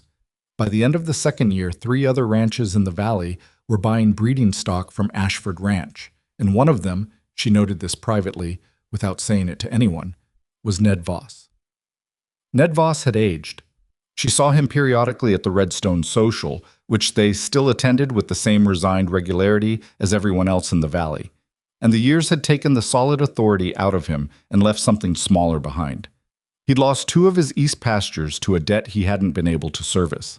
His daughter had married a man from Billings and moved away, which the valley discussed with the polite interest of people who have been waiting for it. The first time Ned Voss bought cattle from Ashford Ranch, he dealt with Tom, which was probably a deliberate choice.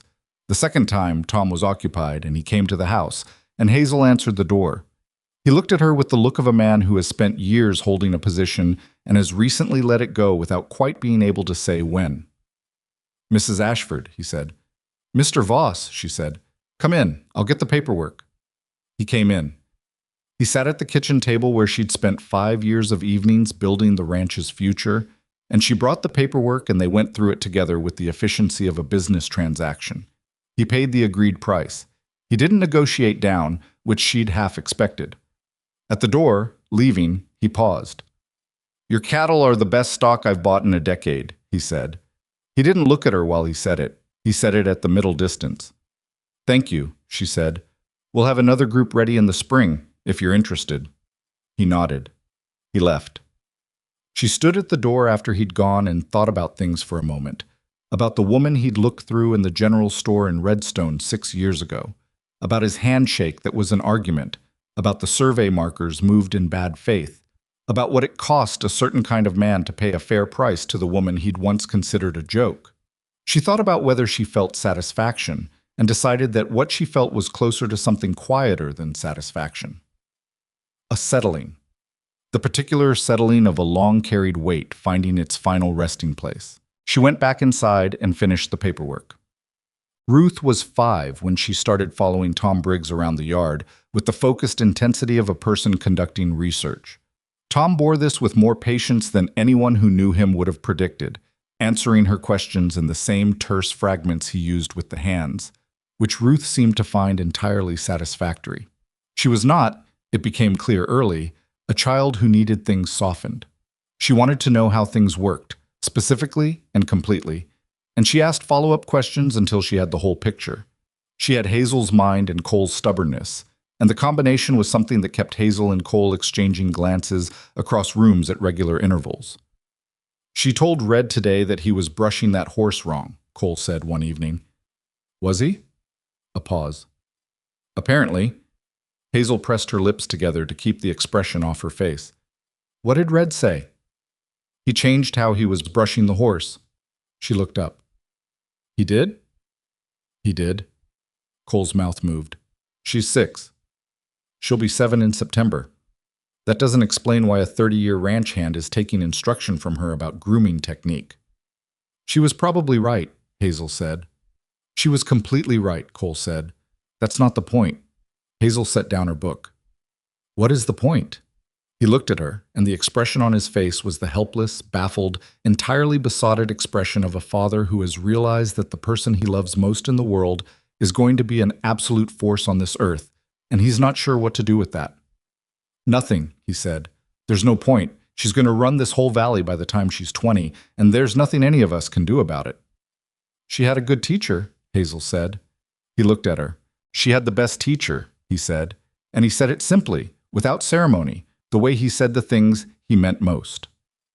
The letter from Kansas came in the spring when Ruth was 6, written in her Uncle Gerald's hand, and Hazel recognized the handwriting on the envelope before she'd read a word of it. She sat with it in the kitchen for a while before she opened it. She wasn't afraid of it, exactly. She'd done enough work on the distance between herself and Millhaven that it felt like memory more than wound. But old things have weight, even when they're healed. Gerald's letter was 2 pages, written in the slightly formal style of a man composing something he'd revised several times. His wife Dorothea had died the previous autumn, pneumonia. Priscilla had married and moved to St. Louis. Gerald was managing the house alone, which he described without self-pity, but with the particular flatness of someone writing the facts of a diminished life. He'd heard, through what channels he didn't specify, that Hazel was doing well, that the ranch was prosperous. He hoped she was healthy. He said, and this was the sentence she read 3 times, that he thought about the morning he'd driven her to the station in Millhaven more often than she might expect. He did not say he was sorry. He was not that kind of man, and the letter was not that kind of letter. But the sentence was there, and she understood what it was carrying. He did not ask for anything. That she noticed. She wrote back. She told him the ranch was doing well. She told him Ruth's name and age, and the fact that she had her father's eyes. She told him that Montana in summer was the most beautiful thing she'd seen in her life, and that she hoped he was managing all right, and that she wished him well. She did not offer more than that. She was not cold, but she was honest, and the honest version of her relationship with Gerald Carter was that it had been what it had been and she had made her peace with it, and she did not need to either punish him or absolve him to do so. Cole read the letter after she'd replied to it, because she showed it to him. He read both letters, the one she'd received and the one she'd sent, and set them down on the table. "You didn't tell him it was all right," he said. "It was what it was," she said. "That's true. I don't know that all right is the right description." He nodded slowly.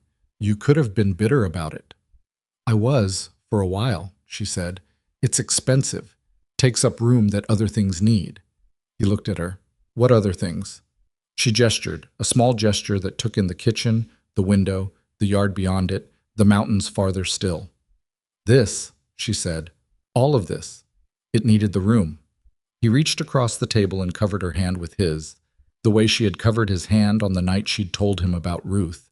And they stayed like that for a moment in the kitchen of the house that had been a stranger's house when she arrived, and was hers now, entirely hers, in the way that places become yours when you've worked them and worried over them and loved people inside them.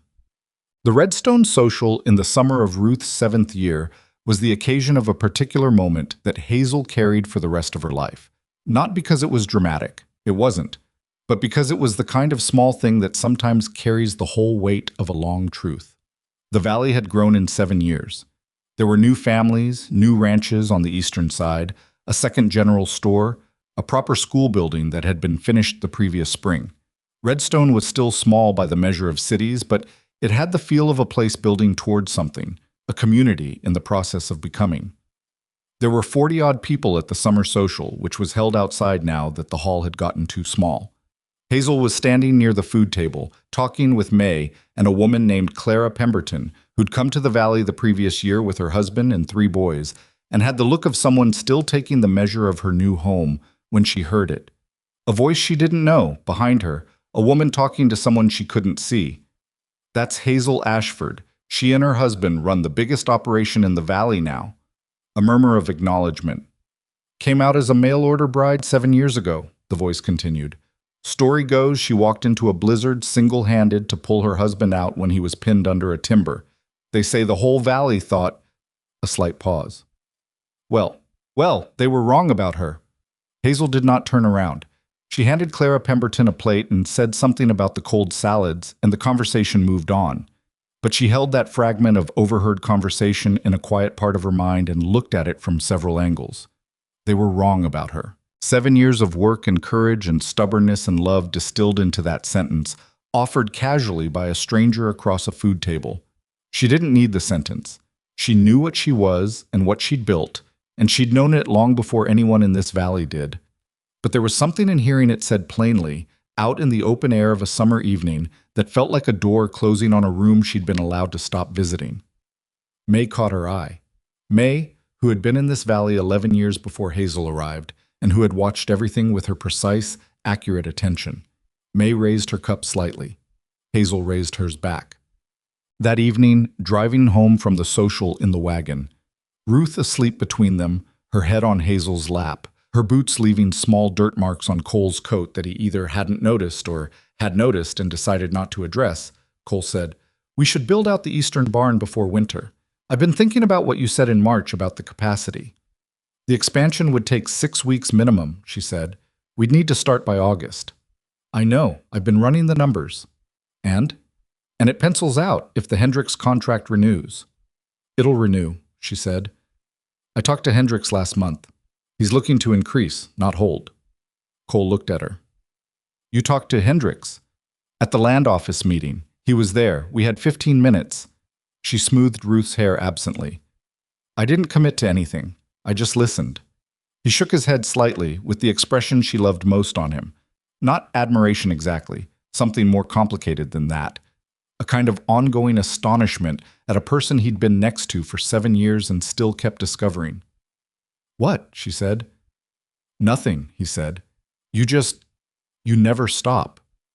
"Is that bad?" "No," he said. He looked at the road ahead. "It's why this works." She thought about that, about what it means for something to work, in the full sense. The barn they'd build in the fall, the contracts that would renew, the ledgers she kept with the same careful attention she'd always brought to any problem worth solving, the water rights that had been settled and stayed settled, the cattle moving in the far pasture, Tom Briggs's careful handwriting in the work schedule. Danny Pruitt, now 26 and saving money to start his own small operation, asking her once a week some version of how she'd done one thing or another. Red, older, slower, still on the payroll, and now mostly managing the young horses with a wisdom that the young horses seemed to understand. The bent-tailed weather vane, the creak of the stairs, the coffee at 5:30. Ruth's weight against her side, warm and solid and entirely herself. None of it had been inevitable. That was the thing she understood, looking at it whole. There had been 100 points at which it could have gone differently, if she'd been a different kind of person, or he had, if she'd swallowed herself the way she'd learned to in Mill Haven and given them the quiet compliance they'd expected. If Cole had been the cold tyrant she'd spent 4 days on a westbound train preparing for. If the fear had won, in either of them, on any of the occasions it had tried to. It had tried. That was also true. The fear had tried consistently, in different forms. Her own fear on the train, Cole's fear during the pregnancy, the fear she'd felt in the open pasture with the storm all around her, and nothing to fix her direction but a fence line and her own refusal to stop. Fear didn't go away because you handled it once. It came back, in new shapes, asking the same question it always asked. "Is this too much for you?" Her answer had always been the same, and it had been the right answer. She was in the yard one afternoon in August, watching the men set the foundation posts for the eastern barn expansion, when Ruth came out of the house with a piece of paper and a look of intense purpose. "What's that?" Hazel asked. "Calculations," Ruth said. "For the posts." Hazel looked at the paper. Ruth had been doing arithmetic since she was 4, absorbing it from watching her mother work the ledgers with the same avidity that Hazel had once absorbed everything from books.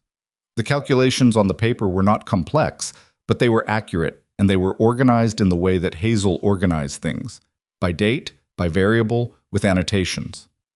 She was 7 years old. "Who showed you how to set that up?" Hazel asked. "You did," Ruth said. "I watched." Hazel looked at her daughter. At this person she had made, this entirely separate and specific person who had arrived in the world with Hazel's mind and Cole's eyes, and something else entirely her own that neither of them could have predicted. She thought about the girl she'd been, hiding books under a mattress, wanting to be someone people listened to.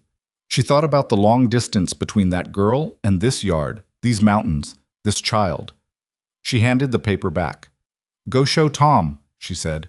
"Tell him to check your numbers." Ruth went at a run. Hazel watched her cross the yard. The certainty of her small stride, the way she moved through the world like someone who had never been told to make herself smaller. and something in her chest ached with a quality that had nothing to do with pain. Cole came up beside her. He'd been helping with the posts.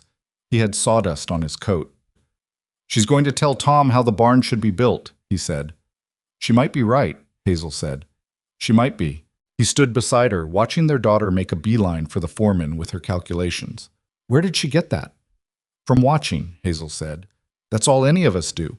We watch the people around us and we take in what's worth keeping."